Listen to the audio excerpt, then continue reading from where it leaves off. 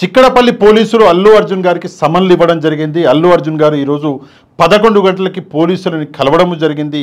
పోలీసులు అల్లు అర్జున్ గారిని కొన్ని ప్రశ్నలు అడగడం జరిగింది. ఆ ప్రశ్నలకు అల్లు అర్జున్ గారు సమాధానం చెప్పి ఇంటికి వెళ్ళిపోవడం జరిగింది. కాకపోతే ఇక్కడ కొన్ని విషయాలు అన్నవి నిజంగా చాలా హాస్యాస్పదం. ఏంటి అంటే అల్లు అర్జున్ వచ్చేసి ఆ కేసులో A11 అంటే అల్లు అర్జున్కి ముందు ఆ కేసులో A1, A2, A3 ఇట్లా 10 మంది ఉన్నారు.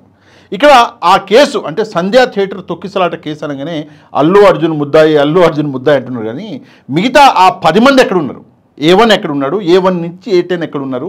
మరి వాళ్ళకి ఎన్ని సమన్లు ఇచ్చారు? వాళ్ళని ఏ ప్రశ్నలు అడిగారు అన్న విషయం ఎక్కడా మీడియాలో రావట్లేదు. పోలీసులు కూడా వాళ్ళ గురించి అసలు మాట్లాడట్లేదు. మొన్న కమిషనర్ సివి ఆనంద్ గారు, గౌరవనీయులైన కమిషనర్ సివి ఆనంద్ గారు ప్రెస్ కాన్ఫరెన్స్ పెట్టి మరి అల్లు అర్జున్ గురించి ఒక పెద్ద వీడియో చేసిండు. కానీ ఆ A1 నుంచి A10 వాళ్ళు ఎవరు, వాళ్ళని ఏం ప్రశ్నించినామో, వాళ్ళు చెప్పిన అబద్ధాలేంటి, వాళ్ళు చెప్పిన నిజాలేంటి అని చెప్పేసి పోలీస్ డిపార్ట్మెంట్ అసలు ఎక్కడా ప్రశ్నించట్లేదు. అంతకంటే విడ్డూరం ఏంటి అంటే మన మీడియా కూడా ఎక్కడా మాట్లాడలేదు. సరే, మనం కొంచెం తెలివి తక్కువ వాళ్ళం కాబట్టి మనం ఈ ప్రశ్న అడుగుతున్నాం, అది వేరే సంగతి. తప్పకుండా మీరు కూడా ఈ ప్రశ్న అన్నది వ్యాలిడా కాదా అని చెప్పేసి కింద కమెంట్ చేయండి. ఇక ఈ సమస్యలు అంటే అల్లు అర్జున్ గారి సంధ్యా థియేటర్ తొక్కిసలాట ఏదైతే ఇష్యూ ఉందో, ఈ ఇష్యూలో కొంతమంది గురించి మాట్లాడాలండి, తప్పదు. ముఖ్యంగా మొదటిగా నేను మాట్లాడాలనుకునేది రేవంత్ రెడ్డి గారి గురించి. రేవంత్ రెడ్డి గారు ఒక ముఖ్యమంత్రి స్థాయిలో ఆయన అసెంబ్లీలో నిలబడి మాట్లాడిన మాటలు మనం విన్నాం. కాకపోతే విమర్శలు, రేవంత్ రెడ్డి ఒక ముఖ్యమంత్రి మీద నేషనల్ మీడియాలో సైతం విమర్శలు వస్తున్నప్పటికి కూడా రేవంత్ రెడ్డి దర్జాగా ఇట్లా దులుపుకొని వెళ్ళిపోతున్నాడు. వస్తుంటే ఏముంది, కుర్చీ వచ్చింది, ఇంకా 4 ఏళ్ళు నేనే అని చెప్పేసి హాయిగా ఉన్నాడు. ఎంత దరిద్రం అంటే ఒక ముఖ్యమంత్రికి ఎప్పుడు మన భారతదేశంలో ఇంతగా విమర్శలు అన్నవి జరగలేదు. కేవలం సంవత్సర కాలంలోనే రేవంత్ రెడ్డికి జరుగుతున్నా కూడా పట్టించుకునే నాదుడే లేదు. రేవంత్ రెడ్డి అయితే అసలు పట్టించుకోడు. కాంగ్రెస్ పార్టీ తెలంగాణ నాయకులు ఎవరైతే ఉన్నారో వాళ్ళు కూడా దులుపుకొని వెళ్ళిపోతారు. ఇక సీనియర్ నాయకులు పాపం వాళ్ళు మాట్లాడడమే మానేశారు. రేవంత్ రెడ్డి వేసినటువంటి ప్రశ్నలు, అడిగినటువంటి ప్రశ్నలు ఏవైతే ఉన్నాయో అసెంబ్లీలో, సరే అవి వ్యాలిడ్ ప్రశ్నలే, చాలా మంచి విషయము. తల్లి హృదయం గురించి చాలా బాగా మాట్లాడిండు. తల్లి చనిపోయినప్పటికి కూడా కొడుకు చేయి పట్టుకున్నది అని చెప్పేసి ఒక ఎమోషనల్, మరి స్క్రిప్ట్ రాసిచ్చిరా లేదా ఆయనకు ఆయన చెప్పిండా నాకు తెలియదు. కానీ నిజమే, తల్లి ప్రేమకి ఆ పవర్ అనేది ఉంటుంది. కానీ నేను ఒకటే విషయం అడుగుతాను ఏంటంటే, కేవలము ఆ సంధ్యా థియేటర్లో ఆ తల్లి రేవతి గారు, స్వర్గీయ రేవతి గారు, పాపం దేవుడు ఆమెకి తప్పకుండా స్వర్గాన్ని ప్రసాదించాలి. ఎందుకంటే అది జరగకూడదు అట్లాంటి ఘటనలు. అందులో ఆ కుటుంబం పట్ల నాకు ప్రగాఢ సానుభూతి ఉన్నది. కానీ నేనేమంటున్నా అంటే రేవంత్ రెడ్డి గారికి కేవలం అల్లు అర్జున్ ఇదేదైతే తొక్కిసలాట జరిగిందో ఈ ఒక్క కేసు మీదనే మీకు ఇంట్రెస్ట్ ఉన్నదా, లేదంటే మిగతా తల్లుల మీద కూడా మీరు అంతే గౌరవము, అంతే ప్రేమ అనేది మీకు ఉన్నదా? ఒక్కసారి సమాధానం చెప్పాలి. ఎందుకు ఈ ప్రశ్న అడుగుతున్నా, తెలంగాణలో జనవరి నుంచి ఈ రోజు వరకు, నేను నిన్న కూడా ఇదే మాట్లాడినా, మొన్న కూడా మాట్లాడినా, ఇప్పటిదాకా జనవరి నుంచి ఇప్పటి వరకు తెలంగాణలో 50 మంది పిల్లలు చనిపోయారు గవర్నమెంట్ హాస్టళ్లలో. మరి మీరు ఒక ముఖ్యమంత్రిగా చనిపోయిన పిల్లల తల్లులు తీసుకొచ్చి వాళ్ళ పిల్లల్ని స్కూల్లో వదిలిపెట్టి వెళ్ళిర్రు. అట్లాంటి తల్లులకి గర్భశోకం ఎవరైతే ఇచ్చిర్రో మీ ప్రభుత్వం ఏదైతే చేసిందో, ఎందుకంటే ఇది ప్రభుత్వ బాధ్యత. ఒక్కసారి తల్లి తీసుకొచ్చి ఒక స్టూడెంట్ని హాస్టల్లో వదిలిపెట్టి వెళ్ళిన తర్వాత ఆ స్టూడెంట్ యొక్క కస్టడీ అన్నది ప్రభుత్వ బాధ్యత. అట్లాంటిది మీరు మీ బాధ్యతను నెరవేర్చలేకపోయి 50 మంది తల్లులకి పాపం వాళ్ళకి ఎప్పుడు లేనటువంటి శోకం ఏదైతే మీరు ఇచ్చారో దానికి సంబంధించి కూడా మీరు అసెంబ్లీలో మాట్లాడితే బాగుండేది. కానీ మీరు మాట్లాడిరా అంటే మాట్లాడలే. ఎందుకంటే అది ప్రభుత్వ తప్పు కాబట్టి మీరు దాని గురించి మాట్లాడారు. అల్లు అర్జున్ గురించి మాట్లాడితే ఏదో పబ్లిసిటీ వస్తుంది, ఇంకేమన్నా వస్తుంది అనుకున్నారో ఏమో, కానీ మీరు మాట్లాడారు. ఇది నిజంగా దారుణం. అదే కాకుండా సొంత అన్న అయినా సరే అని చెప్పేసి మీరు ఒక మాట అన్నారు. మరి మీ అన్న మీదనే మరి ఒక అలిగేషన్ అన్నది ఉన్నది. డైరెక్ట్గా ఒక వ్యక్తి తనని తాను చంపుకుంటూ ఒక ఉత్తరం రాసి ఆ ఉత్తరంలో మరి రేవంత్ రెడ్డి బ్రదర్స్ అని చెప్పేసి రాసిపోయింది కదా. మరి అట్లాంటప్పుడు మరి మీ అన్నని ఎందుకని చెప్పేసి అరెస్ట్ చేయలేదు? అరెస్ట్ చేయడం పక్కన పెట్టండి, అసలు ఎఫ్ఐఆర్ జరిగిందా? ఒక్కసారి రేవంత్ రెడ్డి గారు సమాధానం చెప్పాలి. జరగదు. ఎందుకు జరగదంటే అన్న కాబట్టి అన్నకి కావాల్సిన హెల్ప్లు చేస్తాం, కానీ అల్లు అర్జున్ అయితే చేయము. ఎందుకంటే అల్లు అర్జున్ దండిగా సంపాదించుకున్నాడు. పుష్ప 2 అన్న సినిమాతోటి ఎప్పుడు రానంత ఫేము, ఎప్పుడు రానంత డబ్బు వచ్చింది అని చెప్పేసి మీరు అట్లా ఆలోచించరు. కానీ న్యాయము ధర్మం మీద మీకు గౌరవం లేదు. ఉండుంటే అందరికీ న్యాయం చేసేవాళ్ళు. ఇక్కడ ఇది కూడా చాలా ఇంపార్టెంట్ పాయింట్ అండి. చట్టము అందరికీ సమానంగా ఉండాలి. అల్లు అర్జున్ని పిలుస్తున్నారు, ప్రశ్నిస్తున్నారు, ఇంకా ప్రశ్నించండి, కావాలంటే ఏం చేయాలో చేయండి. తప్పు అల్లు అర్జున్ చేసి ఉంటే. కానీ నేనేమంటున్నంటే కేవలం A11 అయినటువంటి అల్లు అర్జున్నే ప్రశ్నిస్తున్నామంటున్నారు. A1 నుంచి A10 దాకా ఏడాదొచ్చారు వాళ్ళ గురించి ఎందుకు మాట్లాడతలేరు? రెండో విషయము, మీ ప్రభుత్వము మీరు చేసిన తప్పు వల్ల 50 మంది స్టూడెంట్స్ చనిపోయారు. మరి వాళ్ళకి సమాధానం, ఆ తల్లిలోకి సమాధానం ఎవరు చెప్తారు? ఇది రేవంత్ రెడ్డి గారు సమాధానం చెప్పాలి. అది కాకుండా దాదాపు 40 సార్లు, 40 కంటే ఎక్కువనే, దాదాపు 40 సార్లు ఫుడ్ పాయిజనింగ్ అనేది జరిగింది మీ హయాంలో. దానికి సంబంధించి 1000 మందికి పైగా స్టూడెంట్స్ హాస్పిటల్ పాలయ్యారు. మరి దానికి సమాధానం మీరే చెప్పాలి కదా. దీనికి దోషి మీరే కదా. ప్రభుత్వం మీ చేతుల్లోనే ఉంది కదా. ఎడ్యుకేషన్ మినిస్టర్ లేడు అంటే ఎడ్యుకేషన్ మినిస్టర్ మీరే కదా. అట్లాంటప్పుడు మీరే సమాధానం చెప్పాలి. కాబట్టి మరి ఆ బాధ్యత కూడా మీరే తీసుకుంటారా? ఇది కూడా సమాధానం చెప్పాలి. 11కి పైగా పిల్లలని పావు కాటుకు గురి చేశారు మీరంటే మీ ప్రభుత్వ వైఫల్యం వల్లనే పావు కాట్లు జరిగి 11కు పైగా పిల్లలు నిజంగా హాస్పిటల్ పాలైన సంగతి మీకు తెలుసు. అందులో ఒక పిల్లవాడు చనిపోయిన విషయం కూడా మీకు తెలుసు. మరి ఈ బాధ్యత మీరు ఎప్పుడు తీసుకుంటారో రేవంత్ రెడ్డి గారు సమాధానం చెప్పాలి. ఇది రేవంత్ రెడ్డి గారిని ముఖ్యంగా నేను అడిగినటువంటి 2-3 ప్రశ్నలు. ఇంకా చాలా ఉన్నాయి, కాకపోతే వీడియో పెద్దదవుతుంది కాబట్టి మీరందరూ పెద్ద వీడియోలు చూడరు కాబట్టి నేను ఇక్కడ రేవంత్ రెడ్డి గారి ప్రశ్నలు ఆపి రెండో విషయం ఏం చెప్పాలంటే, కొంతమంది కాంగ్రెస్ వాళ్ళు కూడా ఈ విషయం మీద మాట్లాడుతున్నారు. సరే మాట్లాడాలి, తప్పకుండా మాట్లాడాలి. ఉదాహరణకి సీతక్క గారిని తీసుకుంటే, సీతక్క అంటే నాకు చాలా ఇష్టం. ఎందుకు ఇష్టం అంటే ఆమె పోరాట పటిమ అన్నది నాకు చాలా ఇష్టం. ఆమె నాకు ఇన్స్పిరేషన్. కానీ సీతక్క గారు ఒక మంచి మాట చెప్పారు. జై భీమ్ లాంటి సినిమా కోసం మీరు నేషనల్ అవార్డు ఇవ్వకుండా పుష్ప లాంటి ఒక గంధపు చెక్కల ఏదో ఆ చెక్కల స్మగ్లర్ సినిమాకి మీరు నేషనల్ అవార్డు ఇచ్చారు అని చెప్పేసి సీతక్క గారు మాట్లాడారు. సీతక్క గారు మీకు తెలియదేమో కానీ దీని మీద పోరాటం చేసింది నేనే.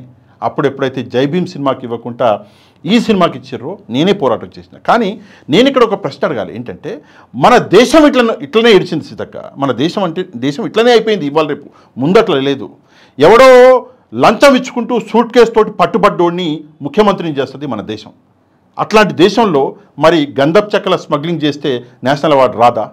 ఇది ఒకసారి సీతక్క గారు అర్థం చేసుకోవాలి. రెడ్ హ్యాండెడ్గా డబ్బులతో సూట్ కేసుతో పాటు పట్టుబడ్డటువంటి వ్యక్తిని తీసుకెళ్ళి ముఖ్యమంత్రి అయ్యే ఆస్కారం మన దేశంలోనే ఉన్నది. అట్లాంటప్పుడు మరి ఈ స్మగ్లింగ్ సినిమాలకి మరి నేషనల్ అవార్డు రావడం అనేది చాలా చిన్న విషయం.